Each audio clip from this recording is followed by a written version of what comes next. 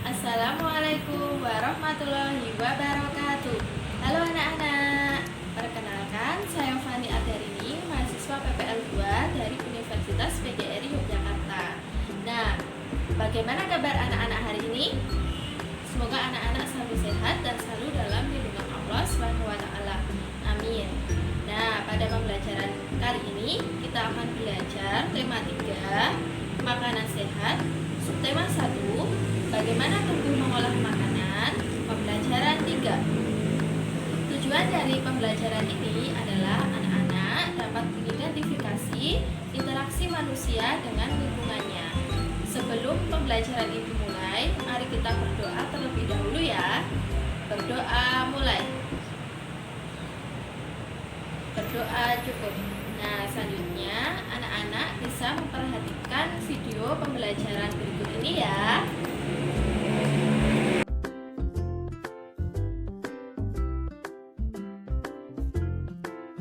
Hari ini kita akan belajar tema 3, subtema 1, pembelajaran ketiga. Apakah anak-anak sudah siap untuk belajar hari ini? Kalau sudah, yuk kita mulai belajarnya. Anak-anak, tahukah kalian bahwa manusia adalah makhluk sosial? Manusia memerlukan orang lain untuk memenuhi kebutuhan hidupnya. Di dalam kehidupan sosial, setiap manusia saling berinteraksi satu sama lain sehingga terciptalah interaksi sosial. Nah, apakah anak-anak sudah tahu apa itu interaksi sosial? Interaksi sosial adalah hubungan timbal balik antara individu satu dengan individu yang lain dan sifatnya saling mempengaruhi. Interaksi sosial dapat terjadi di mana saja, seperti di rumah, sekolah, lingkungan masyarakat, pasar, maupun di tempat ibadah.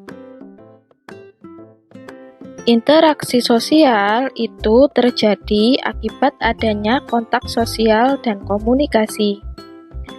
Kontak sosial adalah hubungan seseorang dengan orang lain, sedangkan komunikasi itu muncul setelah terjadi kontak sosial. Kontak sosial ini ada dua, yaitu kontak sosial langsung dan kontak sosial tidak langsung. Kontak sosial langsung contohnya seperti percakapan. Sedangkan kontak sosial tidak langsung itu kontak sosial yang lewat media elektronik dan media sosial. Contohnya seperti telepon atau media sosial yang lain.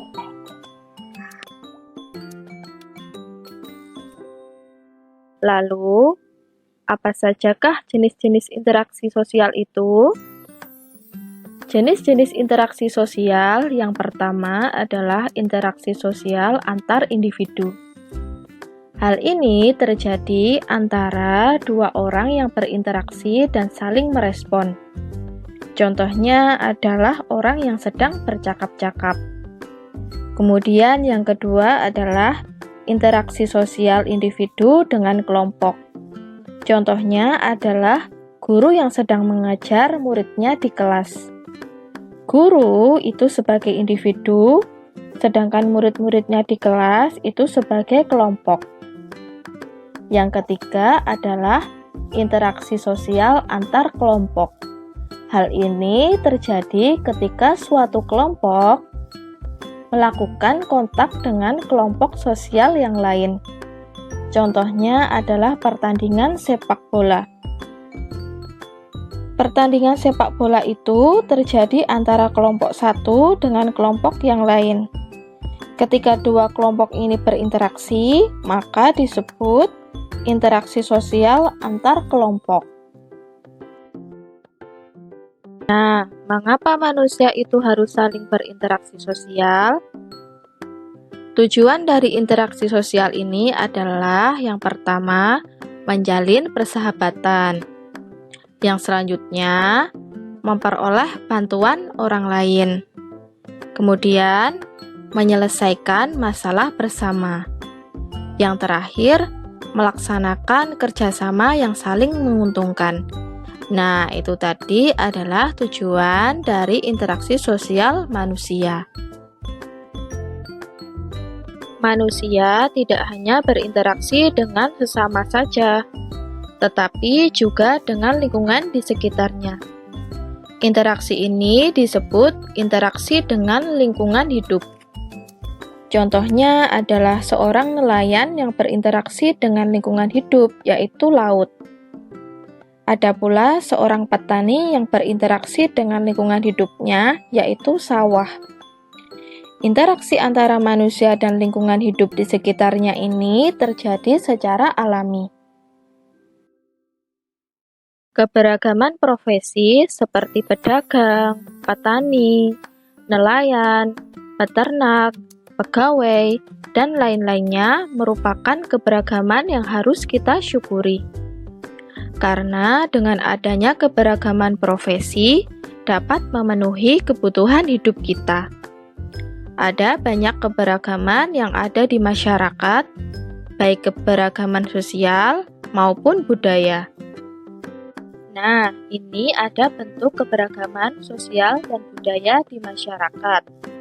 Yang pertama adalah keberagaman usia, yaitu mulai dari anak-anak, remaja, dewasa, dan lansia. Selanjutnya adalah keberagaman jenis kelamin, yaitu ada laki-laki dan ada perempuan. Selanjutnya ada keberagaman pekerjaan, ada petani, peternak, nelayan, guru, dan lain-lain.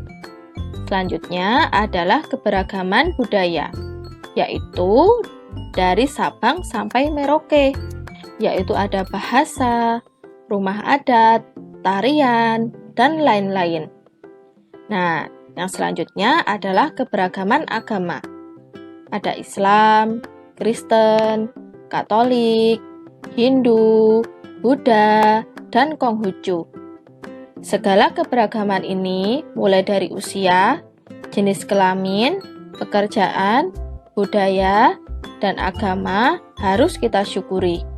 Karena dengan membiasakan bersyukur kepada Tuhan Yang Maha Esa, niscaya akan terbina rasa persatuan dan kesatuan. Nah, ternyata makanan pokok juga memiliki keberagaman loh. Contohnya adalah nasi. Nasi merupakan makanan pokok masyarakat di Indonesia. Nasi sebagai makanan yang kaya akan kandungan karbohidrat. Sebuah kandungan yang bisa membuat seseorang memiliki energi yang cukup untuk melakukan banyak aktivitas sehari-hari. Namun, kini beberapa daerah di Indonesia sudah menggalakkan program sehari tanpa nasi. Caranya adalah mengganti beras dengan makanan karbohidrat lain. Ternyata makanan pengganti nasi tersebut tidak kalah bergizi. Bahkan ada yang lebih menyehatkan. Contohnya adalah jagung, kentang, singkong, dan umbi-umbian. Nah, selanjutnya anak-anak perhatikan iklan di bawah ini, yaitu ada iklan kandungan singkong per 100 gram, yang terdiri dari banyak kandungan, yaitu air, besi, kalsium, fosfor, kalori, karbohidrat, lemak, protein, dan vitamin. Makanlah singkong sebagai pengganti nasi. Solusi makanan sehat, harga rakyat, rasa pejabat. Nah, dari iklan tadi kita dapat mengidentifikasi unsur-unsur iklan dalam iklan kandungan singkong per 100 gram. Yang pertama adalah kalimat iklan. Kalimat iklan yang digunakan cukup baik ya, karena mengandung unsur rasa percaya yang ditunjang dari pembuktian data yang menunjukkan kandungan dalam setiap 100 gram singkong. Yang kedua adalah kata kunci. Kata kunci dari iklan tersebut adalah kandungan singkong per 100 gram. Kemudian bagaimana gambarnya atau observasi gambarnya, yaitu gambar iklan tersebut mengandung unsur perhatian karena dibuat dengan menarik. Nah, itu tadi pembelajaran kita hari ini tentang tema 3, subtema 1, pembelajaran 3. Setelah kita belajar hari ini, kita dapat menyimpulkan bahwa manusia itu berinteraksi dengan sesama maupun dengan lingkungannya. Nah, setelah ini Ibu akan berikan soal evaluasi yang akan Ibu kirimkan melalui Google Classroom. Semoga anak-anak bisa mengerjakan dengan baik dan maksimal. Kemudian anak-anak tetap semangat belajar dari rumah dan tetap mematuhi protokol kesehatan. Demikian yang bisa Ibu sampaikan. Terima kasih. Wassalamualaikum warahmatullahi wabarakatuh.